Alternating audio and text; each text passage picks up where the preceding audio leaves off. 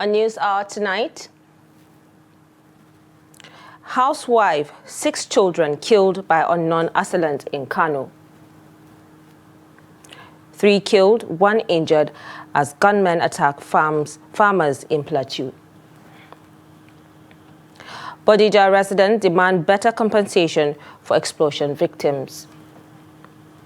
And on the international scene, Uganda's Museveni wins re-election, opposition leader Bobi Wine at large. A warm evening to you and welcome to News Hour on Trust TV. I am Fatima Ahmed Musa. Now we'll begin with a sad situation where residents of Dorayi Chirenchi quarters in Kano were thrown into mourning after unknown assailants stormed the house of Haruna Bashir, killing his wife and 6 children. The victims, Fatima Abubakar, 35, and her children, Maimuna, 17, Aisha, 16, Bashir, 13, Abubakar, 10, Farouk, 7, and Abdul Salam, 18 months, were attacked with dangerous weapons after hoodlums broke into their residence on Friday. Local residents described the attack as one of the most shocking in recent memory, leaving the community devastated. Kabiru Ibrahim, a neighbor, said many are struggling to come to terms with the gruesome murder of the entire household. The bodies were evacuated to Murtala Muhammad Specialist Hospital, where doctors confirmed them dead. Confirming the incident, Kano State Police spokesperson CSP Abdullahi Haruna Kiyawa said the Commissioner of Police, Ibrahim Adamu Bakori, has ordered a full investigation.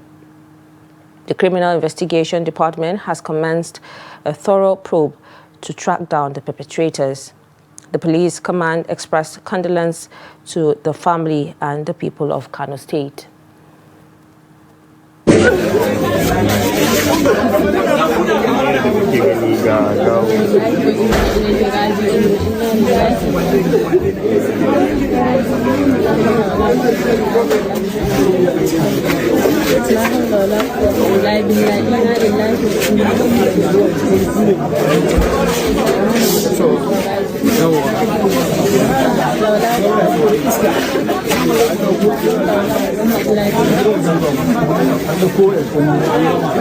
Suna ci gaba da bincike inda ake zargin wannan bata gari da suka aiki suna tsakanin wannan yanki. Ga dai stay comment. Now joining us via phone call to give us an update on the incident is our correspondent in Kano, Abdulaziz Ibrahim. Thank you for joining and good evening.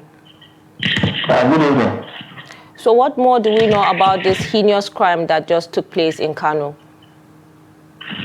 Okay, so far there are no further developments. The police have not yet provided any new details on possibly the identities or even the motive behind such an attack.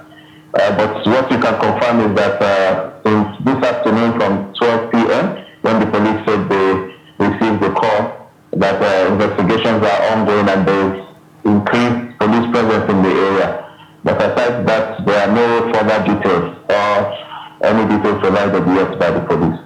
So are there any information about the assailants or the identities of the perpetrators so far?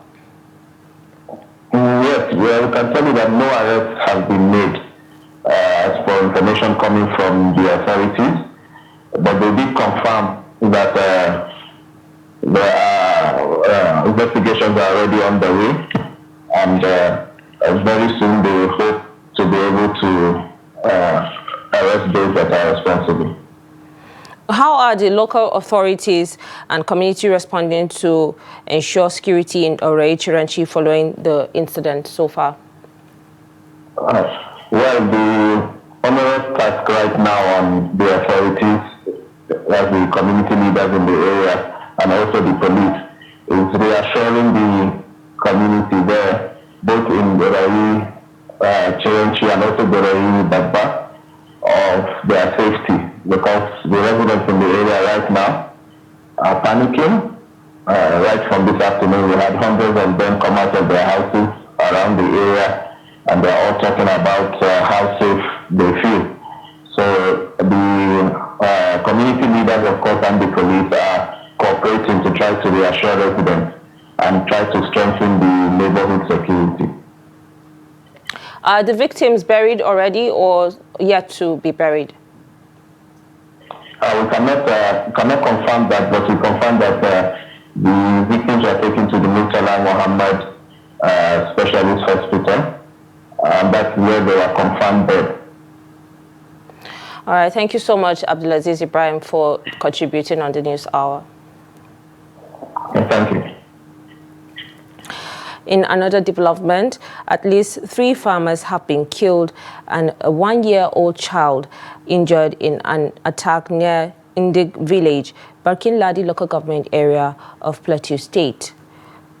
Wang Tengwang, spokesperson of the Birom Youth Molder Association, confirmed that the victims, 1 man, 2 women, were ambushed while returning home to Fan district.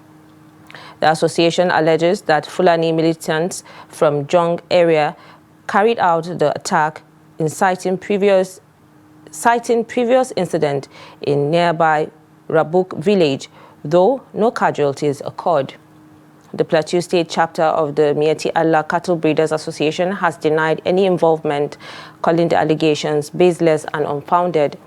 Authorities are yet to confirm the identities of the attackers as investigations continue. Now, troops of the 6th Brigade Nigeria Army Sector 3 of Operation Wild Struck have foiled a suspected kidnapping and robbery attempt along the Wukari-Ikeyo Road in Wukari local government area of Taraba State. The army says troops responded swiftly to a distress call that criminals had blocked the road and were attacking civilians. On sighting the soldiers, the suspects fled into the surrounding bush, abandoning their victims. 2 victims identified as 48-year-old Taso Kaso and 42-year-old Odongu Tabo were rescued unconscious and rushed to the Federal University Teaching Hospital, Wukari, for urgent medical care. Following the incident, troops have intensified patrols and surveillance in the area to prevent further attacks. The brigade commander, Brigadier General Kingsley Chidebere Wa, commended the troops for their prompt response, saying their actions prevented possible loss of lives and reaffirming the Army's commitment to sustain security operations. Now, no fewer than 80 militants operating in the Calabar Creeks and parts of Akbuyo local government area of Cross River State have voluntarily surrendered arms and ammunition to the Nigerian Army. This surrender took place on Friday at the Atimbo rear area of Operation Okwok in Apagbuyo under the supervision of the 13th Brigade of the Nigerian Army. The repentant fighters came from 2 camps led by Tangod Ebi Kunte, also known as Abionoga, and John Isaac, popularly called Apapolo. The militants handed over assorted weapons and logistics, including AK-47 rifles, pump-action guns, explosives, ammunition, speedboats, and other military equipment. Commander of the 13th Brigade, Brigadier General P.O. Ali Mekena, described the development as a major confidence-building milestone, saying it reflects the impact of sustained military operations and collaboration with the state government and security agencies. He assured that the Army will continue to support peace-building and reintegration efforts to ensure lasting stability in Cross River State.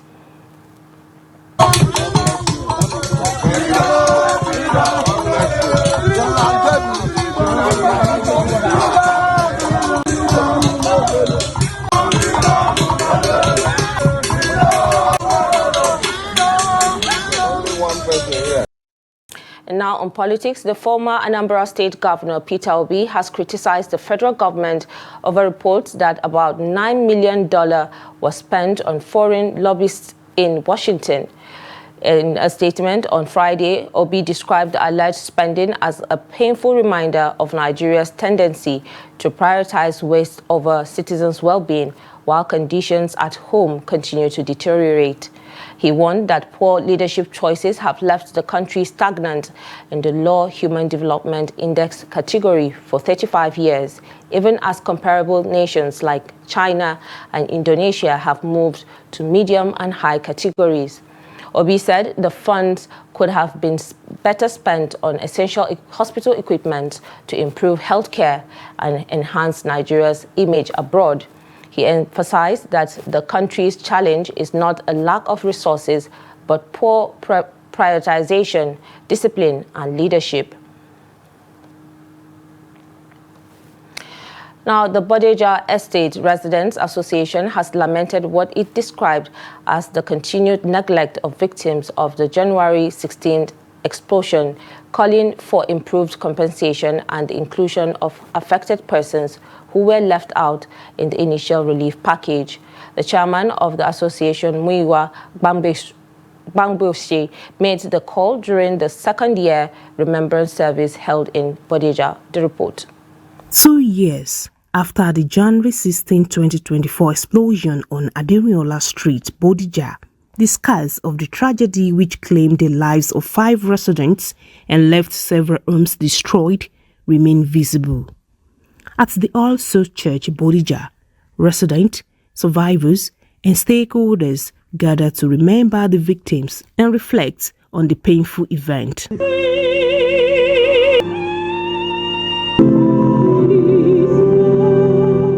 In his exhortation titled, God, Our Refuge in Times of Storm, Reverend Julius Okonlawon lamented what he described as insufficient support for the victims, urging the government to do more to ease their suffering. Inasmuch as we contemplate and ruminate over our loss, let us always remember that God has spared our lives for a purpose. For a purpose. If there is life, there is hope. We should be comforted by this word of God. We thank God because the representatives of the government are here. We are pleading with the government of our dear state, ably represented by the Chairman Housing Corporation here today, that please ensure that justice is done to those who are involved in pillage of explosives which led to the loss of lives and properties. The second-year remembrance also provided survivors the opportunity to recount their experiences. While some experienced gratitude for the assistance received, others reportedly been helpless and called for greater government inclusion. On that very day, we finished the Bible studies and everybody had left, but I was waiting for my daughter to come. And I sat where those students sat. Suddenly I just told Mommy Elutade that let's go and sit outside. Within 5 minutes that we left from that place, we heard the sound that was so unbearable and we were shouting, Jesus, Jesus, Jesus. Chairman of the Bodija Estate Residents Association, Muiwa Bangboshe, reiterated the demand for justice and adequate support for victims who, according to him, were shortchanged. He also called for proper accountability regarding the cause of the explosion. I'm saying that the government will be alive to its responsibilities to do more. Do you understand? In terms of everything. We have had stories of 50 billion, 30 billion, and all that. And I felt many people are wondering, what are we doing about it? You know, by now, we should really be fighting, you know, but we are working with God's word in everything. We give thanks. As victims continue to grieve the loss of loved ones and lament the destruction of their properties, many here can only hope that the government will provide greater comfort and relief, while assuring that those responsible for this tragic incident are brought to justice. Now, members of the Ngar community, alongside family members and relatives, have called the heroism of Imam Abubakar Abdullahi as he was laid to rest. The late Imam passed away on Thursday night at the Plateau Specialist Hospital in Jos after being diagnosed with a heart condition. Ado Musa reports. The funeral prayer for the late Imam Abubakar Abdullahi was held at his Jum'at mosque in the community, drawing thousands of sympathizers from within and outside the area, including members of the Christian community. Before his demise, the revered cleric was widely known for his compassion, courage, and commitment to peaceful coexistence within and beyond his immediate environment. Friends, relatives, and community members gathered to pay tribute, sharing fond memories of his life and enduring legacy. Because Imam is a very kind person, compassionate person, sympathetic person, who loves everybody, regardless of your tribe, your religion. So Imam, we can say this is irreplaceable person. We lost irreplaceable person in this area. Actually, Malam has his own deputy imam, which I have a full confidence from him that he will continue the legacy of Malam. So what I want from the community, you see, this community comprises of Hausa, Fulani, Birom, and other tribes. But Malam have left a legacy of peace. So inshallah, the deputy imam, together with the rest of the members of the community, they will continue with the legacy of Malam. That is all our wish. Our late dad was so humble, respectful, and in fact, he was a father to everyone. As a matter of fact, we, the entire family, are in deep sorrow because the shoes that the late dad really left will be difficult for us to be filled. Members of the Christian community who also visited the residence of the deceased expressed deep sympathy and called on others to emulate the Imam's selfless example of humanity. This Baba Imam Abubakar Abdullahi, he has played his own role on this art.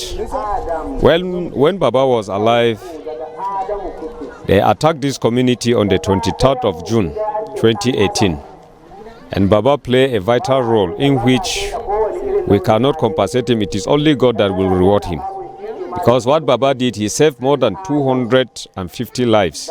Some are in his personal residence, some were saved in the mosques. We grew up knowing the Imam and regularly visited his house.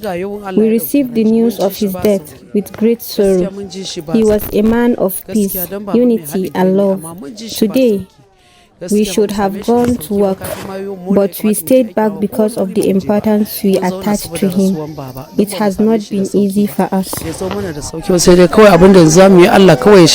Imam Abubakar Abdullahi gained international recognition in June 2018 when, amid deadly faith-based communal clashes that affected 10 villages in Barikilaji local government area, he sheltered 262 Christians in his mosques and personal residence until the violence subsided, saving them from harm.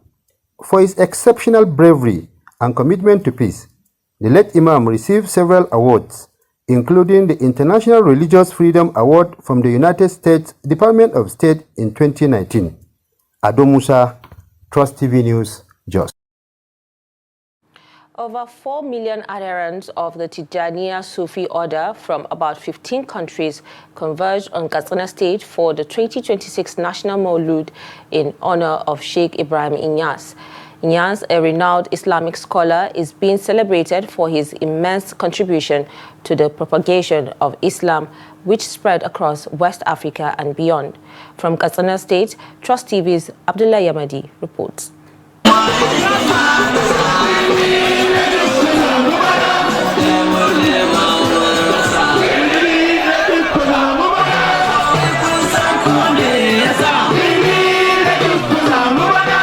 memories of the scholar came alive on Saturday as Islamic clerics and the followers of the Tijjaniyya order gathered in an atmosphere of love and devotion many years after his passing, in recognition of his lasting impact on Islamic teachings and spiritual development. The gathering presents a powerful scene of faith, unity, and spiritual purpose as Katsina hosts one of the largest Islamic gatherings in the region, with over 4 million Tijjaniyya adherents participating from across 15 countries. This is the 40th annual National Maulud of the Tijjaniyya Sufi Order, held at the Muhammadu Diko Stadium in Katsina in honor of Sheikh Ibrahim Inyas. The 2026 Maulud is particularly significant as it marks the third time Katsina State is hosting the National Maulud following the 2002 and 2016 editions. It also commemorates 75 years since the first visit of Sheikh Ibrahim Inyas to Katsina. Participants say the event symbolizes oneness, love, unity, and collective devotion under the umbrella of the Islamic faith.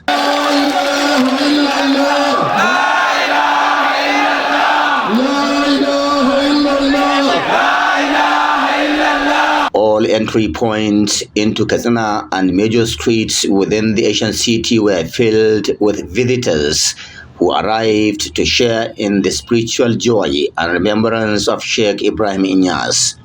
Despite the harsh Harmattan season and cold weather conditions, visitors thronged private and public spaces including schools, filling stations, and motor parks to witness the annual event.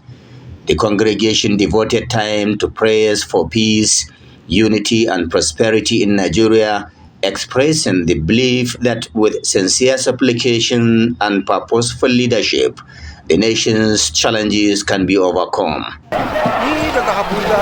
I came from Abuja for this Maulud. I want to appreciate the people of Katsina for their hospitality.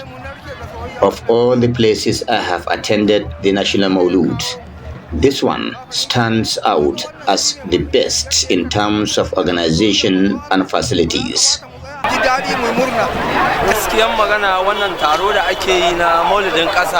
I always feel happy when events like this are held in Katsina.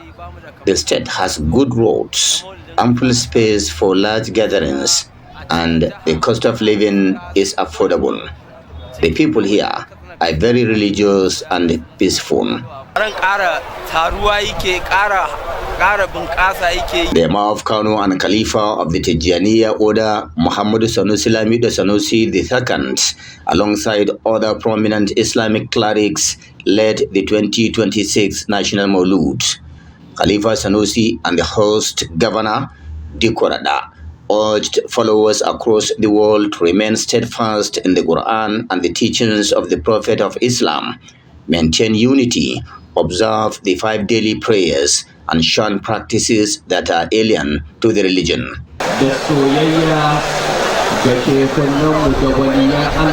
As leaders, we have a duty to encourage peaceful coexistence with people from other Islamic sects and other religions. Islam unites us under one umbrella. I am happy to see people from all walks of life participating in this gathering. May Almighty Allah bless us all and grant us safe journeys home.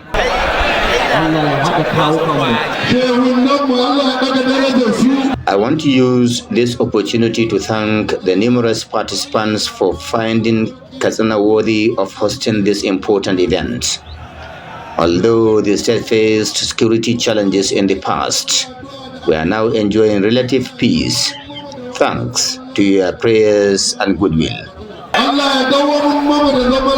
Residents of Katsina say the event reinforces the importance of unity and Islamic values that promote love, togetherness, care for the needy, and peaceful coexistence with people of other faiths. Abdullahi Ismail Ahmadi, Trust Television News, Katsina. You're watching News Hour on Trust TV. Coming up after the break, Lagos residents lament tax law misinformation for soaring prices. The summer will return. To stay with us. Mark your calendar this January for the 23rd Daily Trust Dialogue. Theme: Nigeria's Fourth Republic. What is working and what is not? Under the distinguished chairmanship of His Excellency Dr. Abubakar Bukola Saraki, CON, former President of the Nigerian Senate.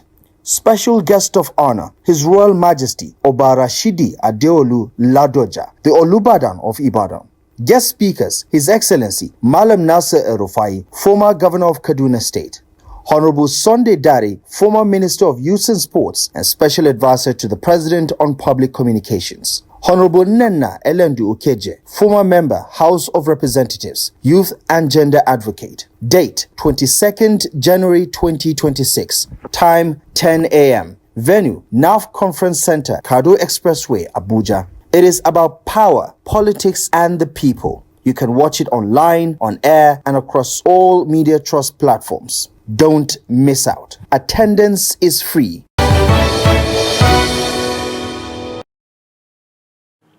Welcome back. If you're just joining, this is News Hour on Trust TV. Now let's take a look at the top stories again.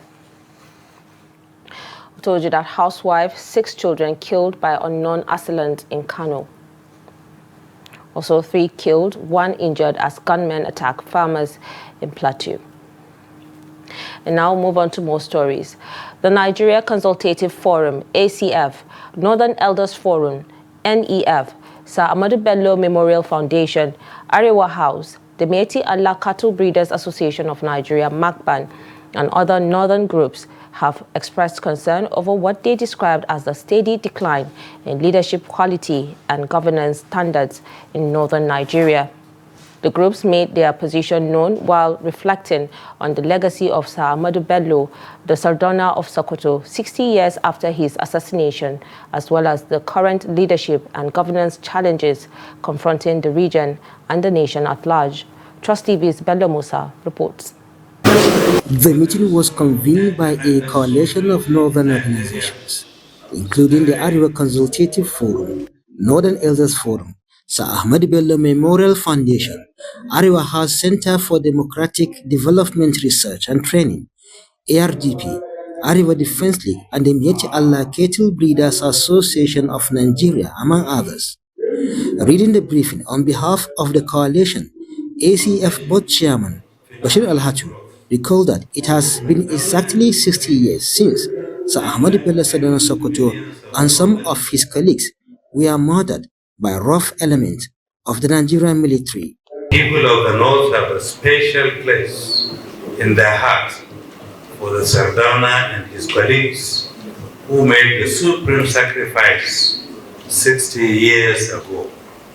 Indeed, their roles in preparing our northern region for self-government and ultimately independence, and the remarkable growth of our region and its unity under very trying circumstances have been captured by history as a vital lesson in the study of committed and visionary leadership. The northern leaders highlighted the Sardauna's enduring legacies, including the establishment of Ahmadu Bello University in Zaria and significant investment in education, healthcare, and infrastructure. They contrasted this achievement with contemporary challenges, citing worsening poverty, youth disenfranchisement, and a generation of Almajiri with limited opportunities to contribute productively to society. The Sardauna and his colleagues sound like tales to millions of northern Nigerians today, largely because the North looks back in vain for their successes and the sustenance of their incredible records. Our young today only hear of excellent schools and hospitals that were built from public funds, and millions of them are unmarried, with very little opportunity to be productive adults. As the northern groups commemorate 60 years since the Sardauna's assassination, they urge a revival of visionary leadership and governance to address the region's growing socio-economic challenges. Bello Musa, Trust TV News Kaduna. Since 1990, when 1999, I beg your pardon, when Nigeria ushered in this current Fourth Republic, Nigeria has undertaken a series of economic reforms that have propelled many businesses. Some of these businesses that have experienced growth and transformation cut across financial, telecommunication, cement, and technology sectors. Yusuf Akogo highlights some of these businesses in this special report. Several major Nigerian businesses have emerged or experienced significant growth and transformation since 1999, particularly in the financial, telecommunications, cement, and technology sectors. These businesses enjoy the reforms and key landmarks recorded, which restore confidence in the Nigerian economy. Notable big businesses that have emerged or have become dominant forces in Nigeria since 1999 include Dangote Cement, a company that was formally established in 2007, now controls over 60% of Nigeria's cement market, and Boa Cement, which was established in 2008 through a merger and has grown to be one of the largest cement manufacturing companies in Nigeria. Other growing interests are MTN, which expanded into Nigeria and quickly became a dominant force in the telecommunications sector, Globalcom, founded by Mike Adenuga and launched in 2003, and Zenith Bank, which came on board in 1990 but experienced significant growth after 1999 to become one of Nigeria's leading financial institutions. The Nigerian banks like Access Bank, Guaranty Trust Bank, UBA, and First Bank expanded their operations, enhanced their market presence, and grew into major financial conglomerates. Other e-commerce platforms like Jumia also emerged within this period, significantly contributing to economic growth and development of Nigeria. We have to salute the Fourth Republic because of one, the transition has been smooth, and there's a lot of economic policies, a lot of changes in the economic policies. From 1999 to 2008, I think that commercialization and privatization of government processes helped the system, honestly. And because at that time, the government opened up for the private individual to come to the ecosystem and invest. And I think that what makes Dangote to flourish also. Before 1999, there was no GSM. So, commercializing of Nitel, it what brought GSM companies to Nigeria. And I think that is the starting point of digitalizing Nigerian economy. 36 years continued democracy has impacted positively on the Nigerian economy and the overall socio-economic well-being. It has shown that issue of stability. It has also shown that Nigerians are actually advancing further. Apart from big corporations, new generation of businesses are also springing up. Interswitch, founded in 2002 as a pioneer in digital payments in Africa, and Floaterway, which provide payment infrastructure for businesses to accept payments globally while acting as a payment gateway.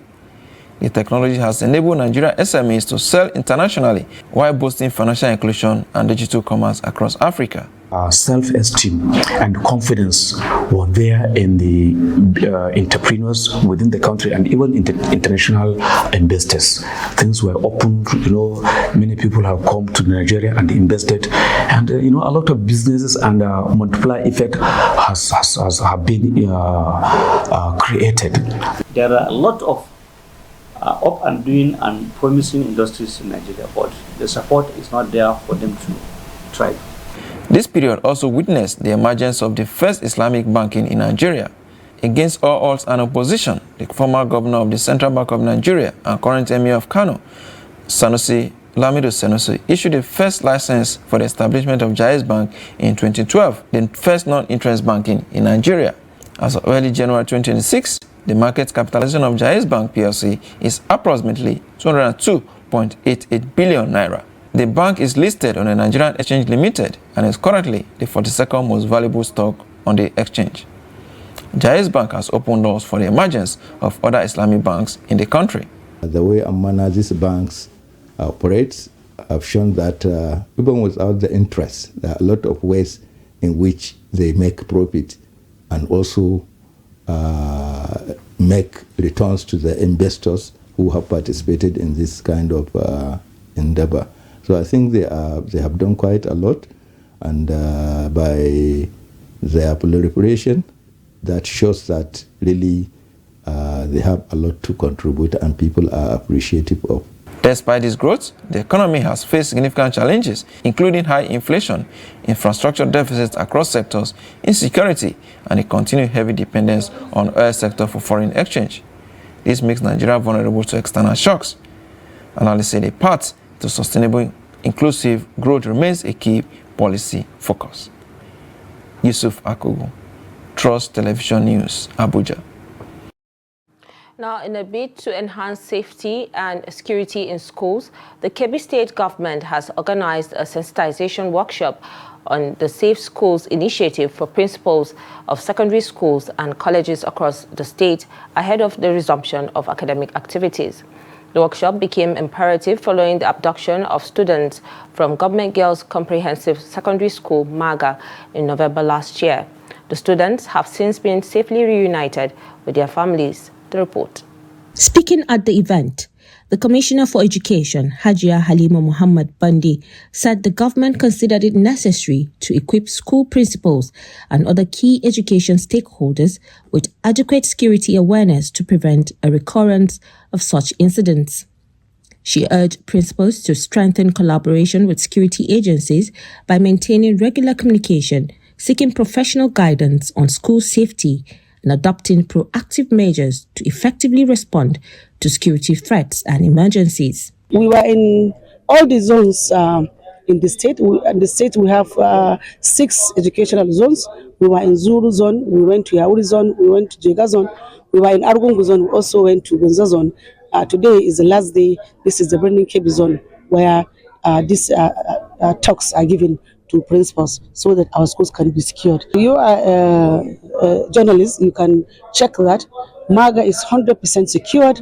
All the security personnel and facilities needed to make the school secured is deployed to the school. In her remarks, the principal of Salamatu Hussaini Girls Secondary School, Burning Kebbi, Aisha Adamu, described the sensitization workshop as timely and crucial. She noted that the initiative will significantly improve preparedness and reinforce safety measures within schools. We are very grateful for this sensitization today with the Ministry of Basic and Secondary Education, Burning Kebbi. And also we are waiting for this sensitization since. And also we have learned a lot, and we have learned a trip of the security of our schools. And also this is very important with this sensitization. Although what we have been talking and the advice that we have been given, the way that we are going to scare our students, for example, on the security issues, by the grace of God, we are going to apply that. We all know that this government is trying his own best for the security of the students, especially the schools in Kebbi State.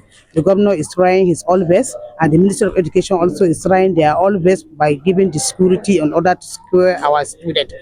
The workshop concluded with a call for continuous training and engagement, as officials emphasized that maintaining a safety learning environment is a shared responsibility between school authorities, government, and the community, ensuring that students can pursue their education without fear. Now, the Adamawa state government, in collaboration with UNICEF and development partners, is taking its environmental sustainability and climate awareness campaign directly to the grassroots. In Ganye local government area, the initiative is targeting an often overlooked groups, local fashion designers using hygiene education and waste recycling as tools for change. Trust TV's Gibson Swadigo reports. In the heart of Ganye town, tailoring shops, usually filled with the hum of sewing machines, have become unlikely centers for environmental advocacy. Officials of the Water, Sanitation and Hygiene Wash Unit of Ganye local government and the Adamawa State Ministry of Water Resources move from shop to shop, collecting discarded fabric of coats and cleaning the surroundings. Messages promoting environmental cleanliness, proper waste disposal, and climate change awareness are displayed on shop walls, turning everyday workplaces into learning points. Beyond the physical cleanup, the exercise focuses on behavioral change. Fashion designers are sensitized on the dangers of indiscriminate waste disposal and encouraged to recycle fabric off coats instead of dumping them into drains and other spaces. Officials explain that small actions at the community level can significantly reduce flooding, pollution, and health risks linked to poor sanitation. It helps us to understand the need to begin to repurpose most of this waste that is being generated from textile. So what we are trying to do is to encourage tailors to begin to reuse some of these materials, recycle them, and probably even swap them for other better uses. So we try to encourage them that we've seen where people try to knit rope out of this offcut from textile, and then it becomes useful at the end of the day. The program is sponsored by the Adamawa State government in partnership with UNICEF, with support from the German government through the Rural Water Supply and Sanitation Agency, RUWASA. Earlier, the WASH unit also held a stakeholders meeting involving leaders of the Tailoring Association, traditional rulers, and other relevant groups, stressing the need for collective responsibility in sustaining a clean and safe environment. The initiative aligns with broader efforts by the Adamawa State government to strengthen climate resilience, promote hygiene, and ensure healthier communities across the state. Gibson Soadigo, Trust TV News, Yola. Now, the Manufacturers Association of Nigeria and the chairman of the Presidential Committee on Fiscal Policy and Tax Reform, Taiwo Oyedele, said the newly enacted tax laws are designed to help Nigerian businesses recover, regain competitiveness, and expand beyond the domestic market. Speaking at a stakeholders engagement in Lagos, Oyedele said the previous tax regime made local manufacturers uncompetitive due to multiple taxations and policy distortions imposed by both state and non-state actors. He explained that the reforms are growth-driven rather than punitive, aimed at lowering the overall tax burden on single digits across all tiers of government, while encouraging business expansion to boost government revenue. MAN President Francis Meshoe urged state governments to fully domesticate and enforce the new tax laws, noting that a supportive tax environment will drive job creation, high output, and stronger value chains. The association's Director General, Shegun Ajayi Kadir, said alignment by state is crucial, adding that several states have already passed laws consistent with the federal government's framework to eliminate nuanced taxes and illegal collections. The misinterpretation of recent tax reforms in Nigeria is increasingly being linked to price instability across the country. Misinformation surrounding these reforms has prompted many businesses to raise prices arbitrarily, often under guise of new tax obligations. Speaking to Lagos residents, many expressed concern over the situation and urged the government to be truthful and transparent in its communication. The report. Nigeria's tax reform framework, including the value-added tax regime and the introduction of new service levies, particularly in the telecommunications sector, has created anxiety among business owners and consumers. While the direct impact of some of these taxes may be limited, uncertainty surrounding their scope has fueled fear-driven price increases across the country. Some service providers are exploiting the transition period, taking advantage of gaps in public understanding to justify sudden price hikes. Many businesses now attribute increased costs to new tax obligation, even on goods and services that are not directly affected by the reforms. These has caused widespread confusion and panic among citizens, as higher operating costs are passed on to consumers through increased prices. Some Lagos residents attributed the widespread misinterpretation of the tax reform to the government's failure to adequately educate the public. Okay, first of all, it's a new law. It's not that it's a new law, but it's just that an amended law. in that there have been an avalanche of tax laws in the past. But now this one has now made some additions to it. Now the problem is that the interpretation for every law, it takes time for better and real and grounded interpretation to be made. Of course, this new tax law has not been tested in court, and that is why you see various interpretations here and there. The society has its own way of behaving, because if you say misinterpretation, once there is a tax burden, obviously individuals in businesses would like to increase whatever thing, even without having a kind of measurable items into those particular products. But the issue once again is we have to understand, apart from imposition of heavy tax burden, has the government done enough at least to cushion the effect of the burden on the individual? That's the thing. Even banks actually take the same decision. The other day I transferred a little sum of money. All of a sudden they don't get 2,000.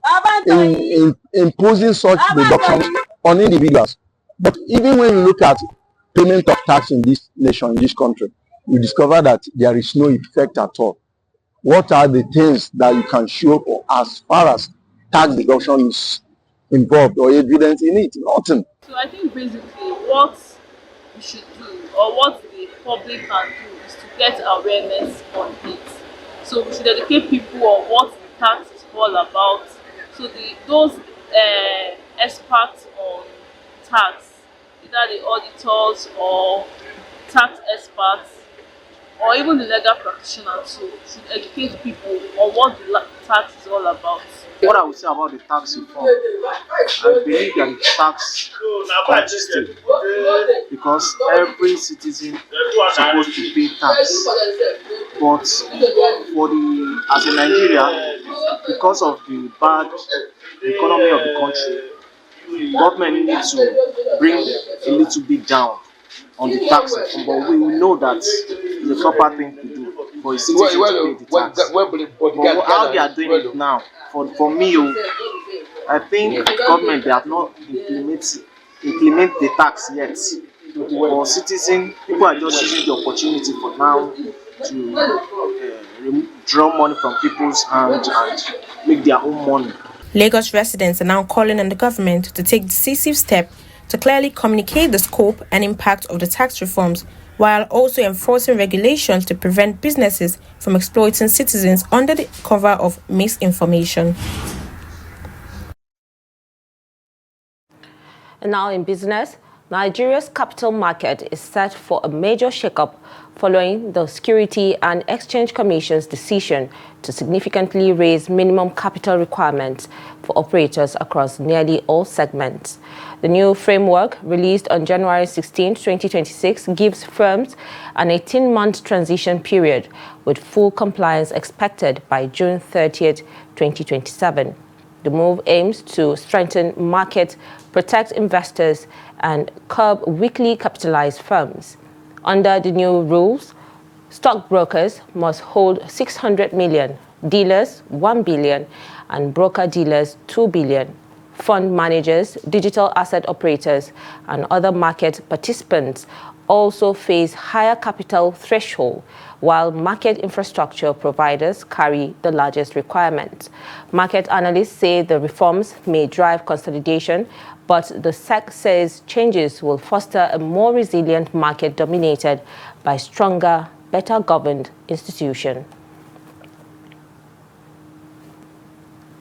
And away from Nigeria, veteran President Yoweri Museveni has been declared the landslide winner of Uganda's presidential election, extending his rule into a fifth decade after a contest marred by violence and allegations of fraud. The Electoral Commission announced on Saturday that the 81-year-old secured just under 72% of the vote, defeating his main challenger, pop star turned politician Bobi Wine, who polled about 24%. Wine has rejected the outcome, alleging widespread fraud during the election, which was held under an internet blackout imposed by authorities. Museveni's victory comes as a little surprise. In power since 1986, he has amended the constitution to remove age and term limits and maintains firm control over state institutions. Candidate Yoweri Haburwa Kaguta Museveni, having obtained the highest number of votes in the election and the votes cast in his favor being more than 50% of the valid votes cast at the election, the Commission hereby declares the elected president declares candidate Yoweri Haburwa Kaguta Museveni the duly elected president of the Republic of Uganda. My wife and I have been under house arrest since the 15th of January when we had elections. And yesterday, our house was raided by some police officers together with a number of other unknown individuals in plain clothes. They used ladders to climb over our fence. They cut off our electricity. They cut off our cameras. And they were being assisted by a helicopter that was hovering in the sky of our compound and providing them light as they were doing what they were doing. Amidst that raid, I was able to use my skills and escape my house. But I know they're looking for me. But even if they succeed and get me and do whatever, I want to say this to you, fellow Ugandans.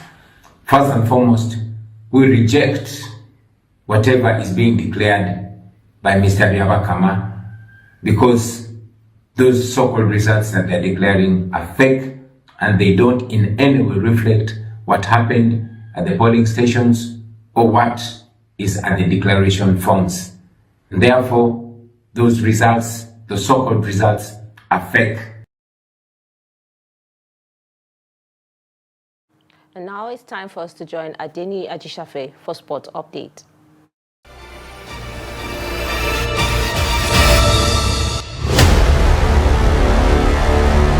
Nigerian Super Eagles extended their record in third-place matches by beating Egypt on penalties to win AFCON 2025 bronze medal.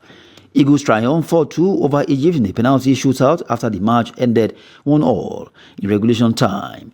The first half showcased tactical performance from both sides. Nigeria's Sterling Wabali proved to be a formidable barrier, notably in the 27th minute, producing a stunning save to deny Salah an opening goal. Nigeria thought they had taken the lead in the 36th minute when Akor Adams powered a header into the net. VAR review disallowed the goal for a foul by Onuachu's during the build-up. The second half, Eric Chels introduced Ademola Lookman for Onuachu to provide pace in the final third. The Super Eagles nearly scored when Akor Adams connected with Ademola Lookman. Egypt responded with tactical changes, bringing on Omar Mamouche and Mahmoud Sebra to regain control till 90 minutes. During the penalties, Fisao Dele Bashiru's spot kick got saved. Akor Adams scored. Nwabali saved two kicks successfully. Kicks from Moses Simon, Alexi Wobi and Ademola Lookman secured a 4-2 victory, marking the 9th time Nigeria has finished third in AFCON history. That's Sport News. I'm Adeni Ajishafe.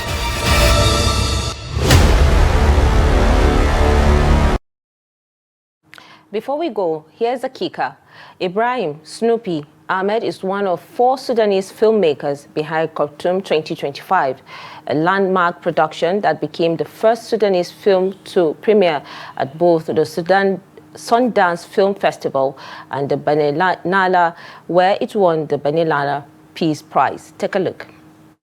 Known professionally as Snoopy, filmmaker and cinematographer Ahmed Ibrahim is a third culture kid whose work bridges worlds and amplifies voices often left unheard, particularly those shaped by conflicts and migration.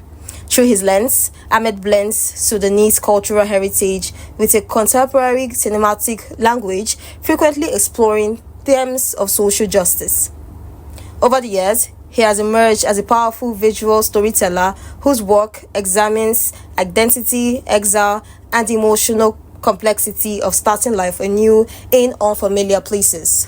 So through my work as a filmmaker, I always wanted to establish some kind of connection with the local community. So I did many activities between a feature film, music videos, a week-long screening of Sudanese films, all of that so that I can personally engage with the local community, but also to bring the Sudanese community together and also bridge that community with the local communities. Alongside fellow filmmakers, Roba Alhang, Timia Muhammad, and Anas Said, Ahmed was nearing the completion of Khartoum, a film that follows 5 residents of the Sudanese capital amid the country's ongoing war when the conflict escalated.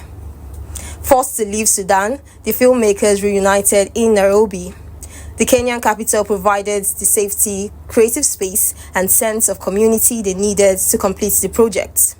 Released in 2025, Khartoum has since gained international attention, becoming the first Sudanese film to screen at both Sudanese and Bernuno, further cementing Ahmed's place as a vital cinematic voice. So after the 2023 Sudanese war, after a few months, I decided to go to Kenya with a friend, and we came by land, passing through Ethiopia, stayed for a while there, and then moved all the way to Nairobi. And this decision comes after doing a similar journey a few years back in 2019 when I was doing a short film called Journey to Kenya. So we did the same route, so I thought it's familiar for me to go to the same route now that I know all these checkpoints and the visa procedures through the borders. Through short films, documentaries, and music videos, Ahmed continues to explore the emotional triumphs of exile, how displaced Sudanese community navigates loss, distance, and the lingering scars of war. For Snoopy, filmmaking is more than a profession. It's a lifeline, a means of preserving memory, comforting loss, and reconnecting fragmented identities. And with that, we have come to the end of News Hour on Trust TV. Do not forget to follow us across all our social media platforms and join our YouTube live stream for more news, programs, and documentaries. I am Fatima Ahmed Musa from me and the crew. Thanks for watching.